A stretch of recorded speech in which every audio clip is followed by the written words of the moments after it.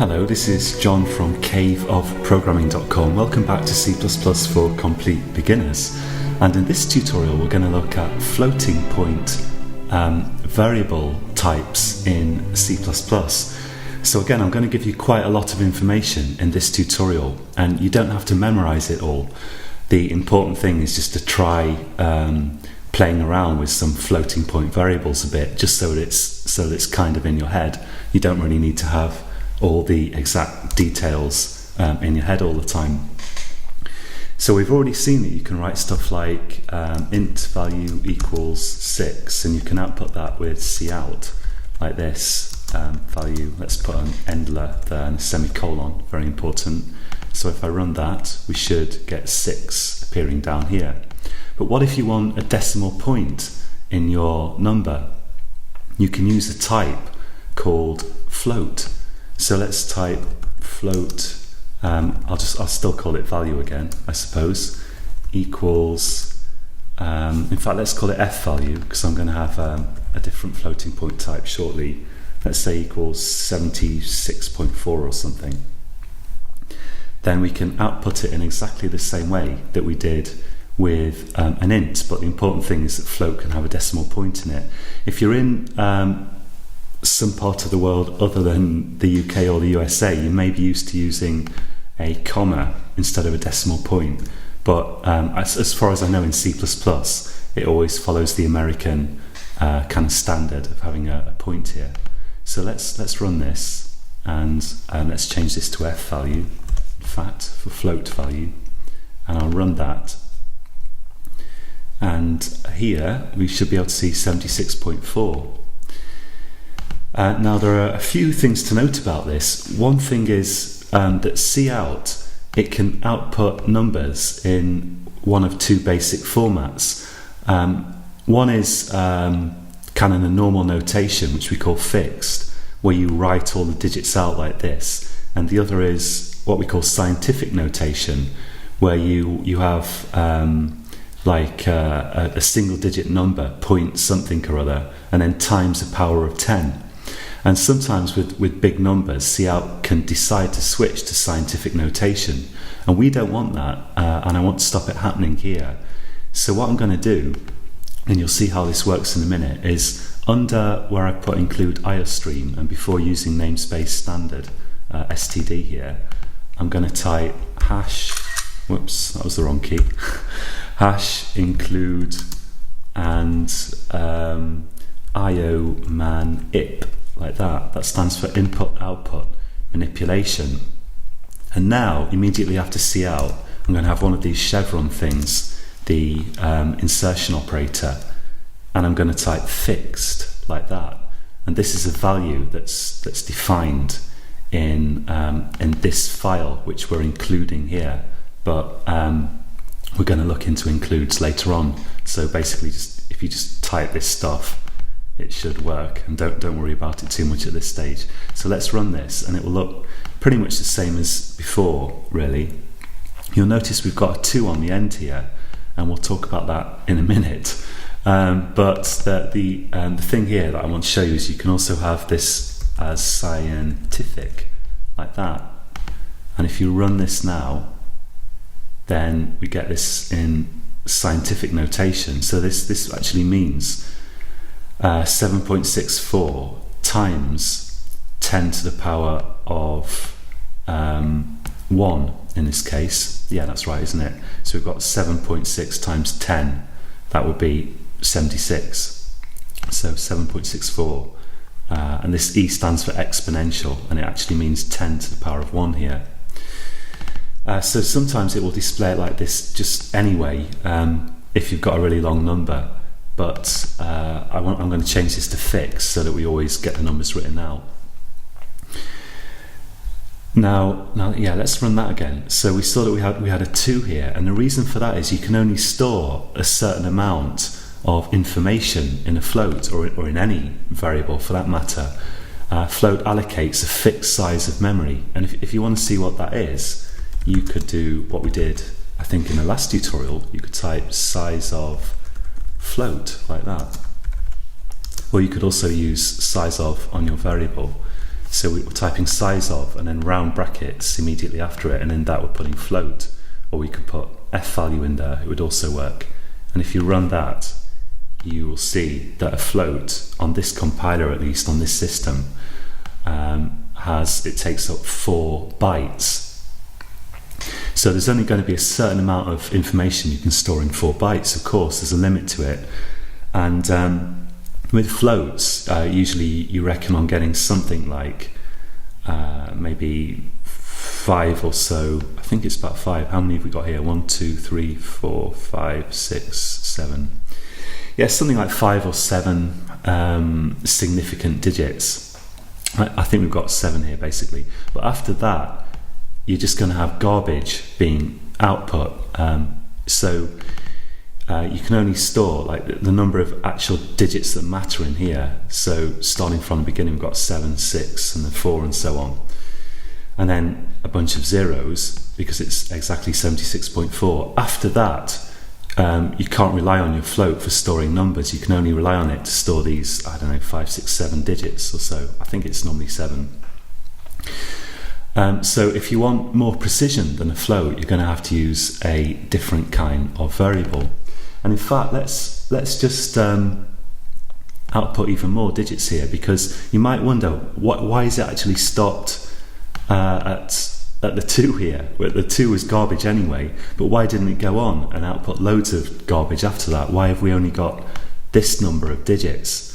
And the reason for that is cout actually has a number of digits that it will output by default, a number of significant digits. And again, I think that's 7 or 8. Let's see, 1, 2, 3, 4, 5, 6, 7, 8. Well, we've got 8 digits, 8 significant digits here.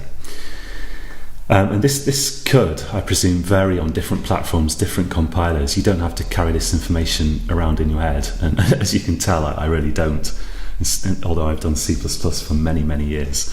But we can alter the number of digits that we can output with cout by using set precision. So I'm going to put another like chevron here, as I like to call it. And I'm going to type set precision, and in round brackets, after that, let's type 20 so that we get 20 significant digits being output.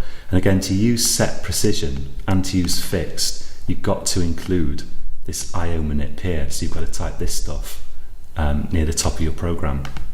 Let's run that and see how it looks. This is even worse. So now, yeah, we've got 7. 1, 2, 3, 4, 5, 6, 7. We've got 7 digits that are good. So float has correctly stored 7 digits, but after that it's just garbage, and we're telling cout to output a total of 20 digits here, but most of them are just rubbish. So let's try that with a different type. If you want more precision in your program, you can use double, which should store something in the region of something like 15 significant digits, approximately, something like that. Let's try double d value equals 76.4. Let's try that again, actually, same value, and we'll output cout, and let's just copy this because it's easier than typing it again. Paste it in here, and I'm taking care to keep the indentation correct. It's very important.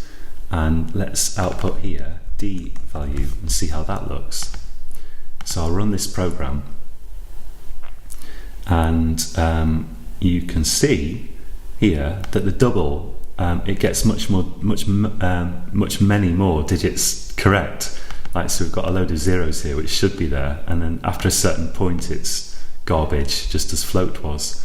So we can make this a bit more complicated. Let's try typing, 1, 2, 3.45678 and let's try that same value with a float. So I'll run this, and we'll see that with float we've got 1, 2, 3, 4, 5, 6, 7, 8, and then it loses the plot. But double is doing a lot better here. 1, 2, 3, 4, 5, 6, 7, 8, 9, and a load of zeros. So we could put more decimal places or more digits before the decimal point and double. If you really want a mega precise number here, and you have to bear in mind that most of the time you really don't need to use that many significant digits, not even in sort of scientific work. People tend to go overboard with using significant digits, with using numbers after the decimal point. You normally don't need that many for most purposes, but if you're working with money or something and you're doing lots of complicated transactions, then you certainly do want as many decimal places as possible, I suppose. Whether double will be enough for financial software, I'm not really sure. But if you want even more precision, you can use long double,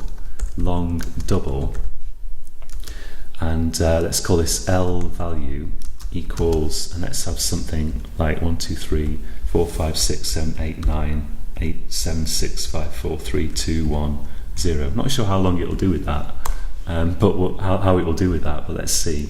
Let's copy this again, and now let's try L value, and let's run this. So we've done pretty well. 1, 2, 3, 4, 5, 6, 7, 8, 9, 8, 7, 6, 5, 4, 3, 2, 1. And after that, we've got some garbage instead of what we should have, which is zeros. So L value is a long double value. It does pretty well with storing lots of significant digits. And again, if you're interested, let's just change this here to say size of float. This is a really good thing to do. Just type this out yourself, get the size of these values. Let's say size of long double, and I'll type in here. We could just type L value. You can use either the variable or the actual type. Let's try that and see how many bytes we are allocated for a long double. So a long double is using 16 bytes in the computer's memory just to represent one number. So that's a lot of bytes just for one number. So the take-home message from this tutorial is just that you've got float, which is fine if you don't need too much precision, double, which is very commonly used, and long double, which you don't see very often for sort of mega precision. So that's all you really need to remember. And it's handy also to remember this, that you can do set precision and fixed.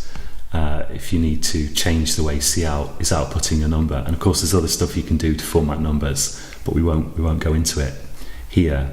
There's no signed or unsigned double, at least not with this compiler, and I don't think with any compiler as far as I know. So you've got these basically these three types. So that's it for this tutorial, and what I'd strongly recommend is that you just try defining some variables of these three types: float, double, long double. Also try size of on them to see how many bytes they occupy on your system. You might get different results to me because it can potentially depend on your compiler and on your kind of computer you're using. So this isn't, the number of bytes allocated to a type is not necessarily fixed in C++, although you're probably usually going to find the same results as me here, like 4 for a float, 16 for a double, and I think it's 8 for a 16 for a long double, and I think it's 8 for a normal double. But try typing that out yourself. Just try using it a bit. You could add them together if you want, see how that goes, and once you've done that, it'll sort of stick in your memory a bit, so you don't have to remember everything that I told you here, but just practice using them a little bit in a little test program. So that's it for this time, and in the next tutorial we're going to look at the remaining primitive types in C++, and don't worry, pretty soon we're going to get on to something a bit more interesting. So until next time, happy